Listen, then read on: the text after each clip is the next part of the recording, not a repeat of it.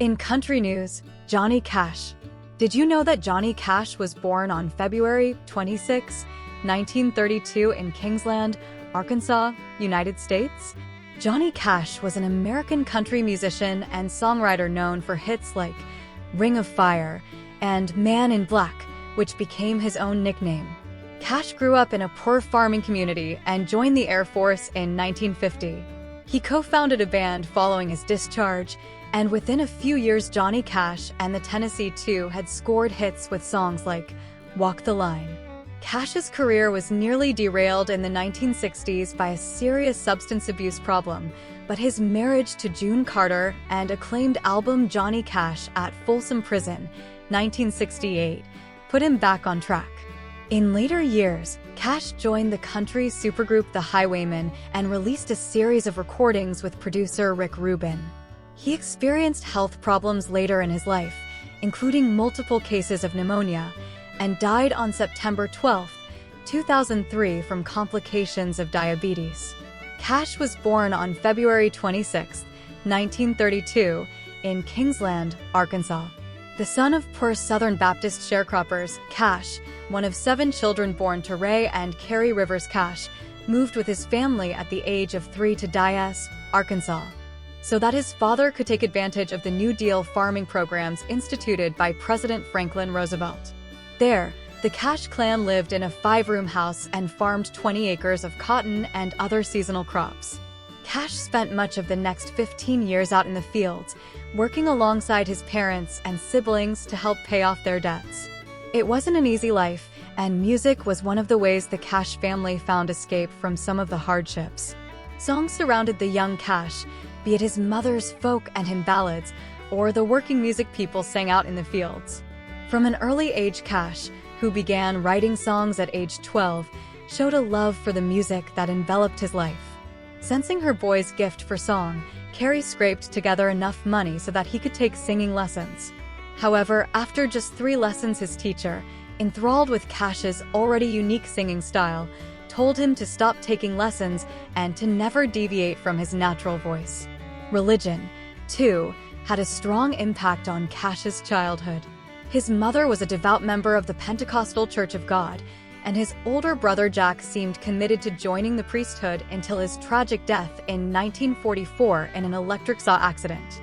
The experiences of his early farming life and religion became recurring themes in Cash's career.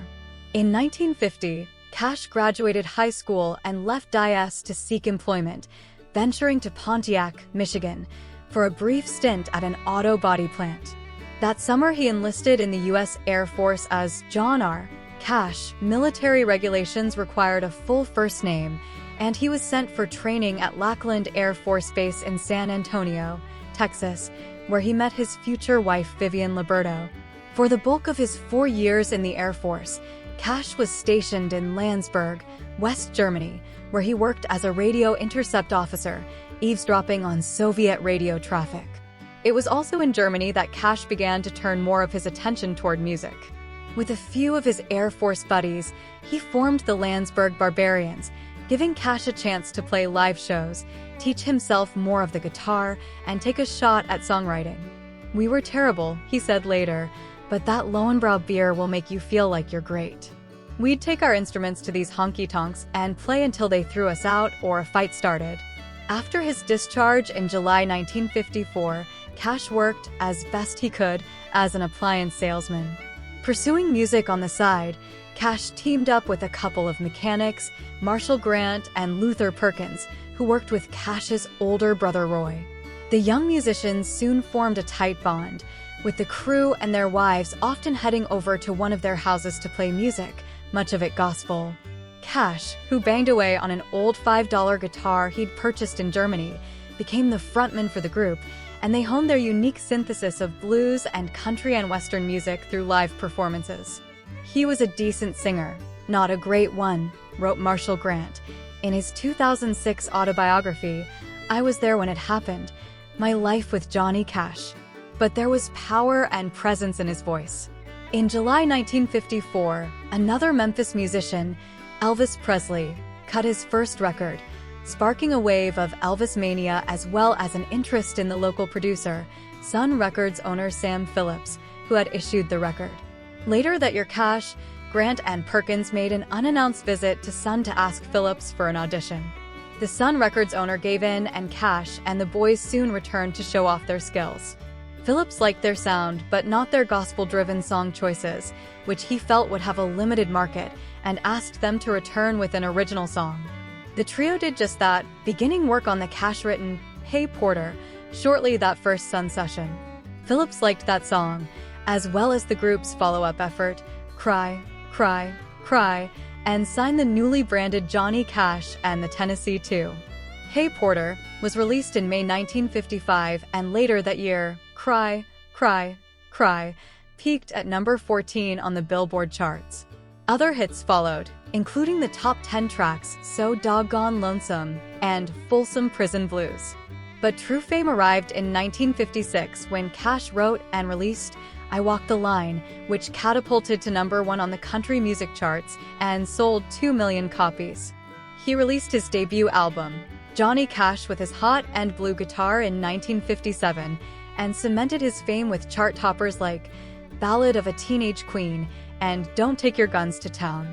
After his discharge in 1954, Cash married Liberto and settled with her in Memphis, Tennessee.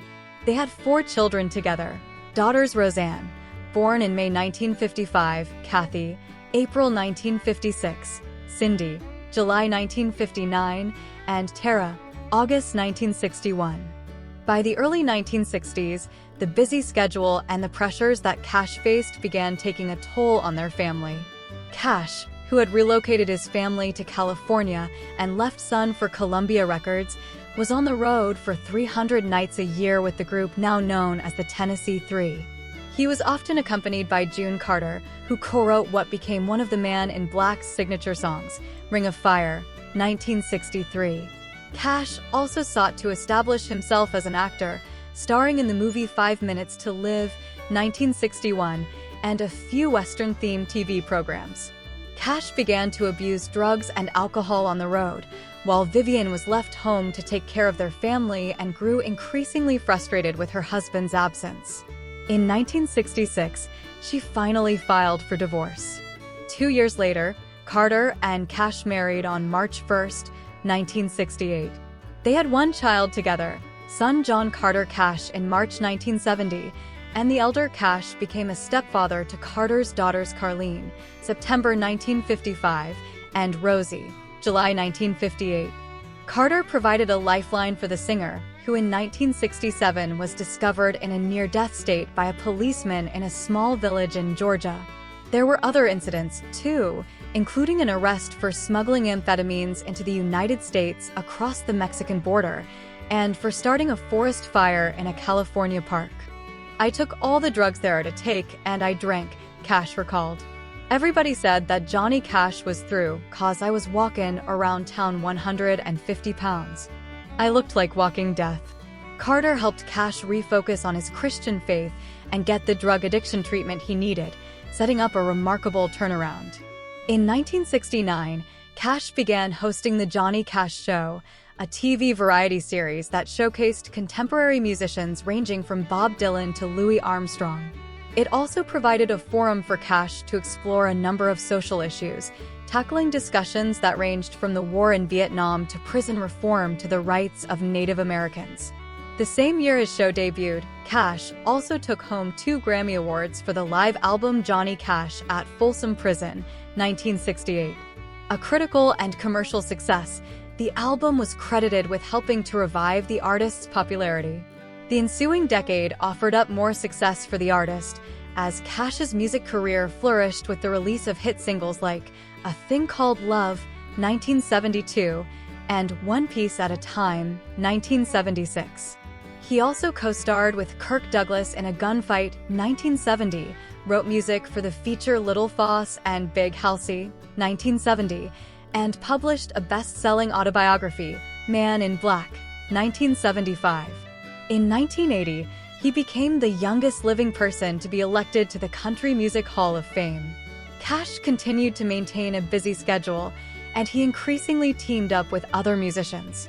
In 1986, He banded with Old Sun Records colleagues Carl Perkins, Jerry Lee Lewis, and Roy Orbison to record the widely popular compilation The Class of '55. Meanwhile, he joined forces with fellow country stalwarts Chris Christopherson, Willie Nelson, and Waylon Jennings to form the Highwaymen, which released 3 studio albums between 1985 and 1995. In the early 1990s, Cash stepped into the studio with U2 to record The Wanderer, a track that would appear on the group's 1993 release, Zeropa. Throughout this time, though, Cash's health problems and his continued battles with addiction were nearby. After undergoing abdominal surgery in 1983, he checked himself into the Betty Ford Clinic. In 1988, Cash again went under the knife, this time for double bypass heart surgery. But, like always, Cash pushed on. He was inducted into the Rock and Roll Hall of Fame in 1992, and in 1994, he teamed with music producer Rick Rubin to release American Recordings, a 13-track acoustic album that mixed traditional ballads with modern compositions. American Recordings earned Cash a new audience and a 1995 Grammy Award for Best Contemporary Folk Album. He followed with another Rubin-produced album, Unchained, 1996, and in 1997 he published his second memoir, Cash, the Autobiography. Cash's physical health became more of an issue in the late 1990s. He was diagnosed with the neurodegenerative disease Scheidegger syndrome, a misdiagnosis that was later corrected to autonomic neuropathy. According to Rolling Stone, he was hospitalized multiple times with pneumonia, including one bout that put him in a coma for 8 days in October 2001. Still, the artist continued making music. In 2002, he released American 4, The Man Comes Around, a mix of originals and covers, including songs from the Beatles to Trent Reznor of Nine Inch Nails. The album, recorded at the Cash Cabin Studio in Hendersonville, Tennessee, was the 4th Cash Rubin compilation. For the project, Cash covered Reznor's 1995 single, Hurt, which became his last major hit. The song won Single of the Year at the 2003 CMA Awards, and the accompanying music video won the Grammy Award for Best Short-Form Music Video in 2004. Although Reznor initially felt the cover was invasive, he was honored that Cash had wanted to cover his music and eventually fell in love with the music video. It felt like a warm hug. "I have goosebumps right now thinking about it," he told Digital Spy in 2008. Cash's health continued to decline. He was devastated when his longtime love, June Carter, died in May 2003, but he continued to work. With Rubin at his side, the singer recorded what would become American V, 100 Highways. Once June passed, he had the will to live long enough to record, but that was pretty much all, Rubin later recalled. "A day after June passed," he said, "I need to have something to do every day. Otherwise, there's no reason for me to be here." Cash wrapped up his final track just a week before he died on September 12, 2003 from complications associated with diabetes. That November, Cash was posthumously honored at the CMA Annual Awards, winning Best Album for American 4, Best Single, and Best Video. In 2005, the story of his life and career through the late 1960s was made into a feature film, Walk the Line, starring Joaquin Phoenix as Cash and Reese Witherspoon as Carter. In 2006, fans were treated to new music from the late artist. May brought Personal File, a 2-CD set of unreleased material recorded decades earlier. In July, American V, 100 Highways was unveiled. Starkly arranged and sometimes mournful, the songs highlighted Cash's older and rougher-sounding voice, which seared with a raw honesty. Not surprisingly, Cash's influence continued to resonate. In 2007, the community of Starkville, Mississippi, paid honor to the performer and his arrest there in 1965 for public intoxication with the Johnny Cash Flower Pickin' Festival. The following year, the late artist won another Grammy for Best Short-Form Music Video for God's Gonna Cut You Down. "I think he'll be remembered for the way he grew as a person and an artist," wrote Chris Christopherson in 2010, upon Cash's selection by Rolling Stone magazine as the 31st greatest artist of all time. He went from being this guy who was as wild as Hank Williams to being almost as respected as one of the fathers of our country. He was friends with presidents and with Billy Graham. You felt like he should have had his face on Mount Rushmore. In 2010, additional material from recording sessions with Rubin were released as American Six, Ain't No Grave. In December 2013, it was revealed that another album from Cash had been unearthed. Out Among the Stars, which had been recorded in the early 1980s but never released by Columbia Records, was discovered by John Carter Cash in his father's archives. Underscoring the singer's sustained popularity, the album became a chart topper following its release in March 2014. Thanks so much, Johnny, for your contribution to country music.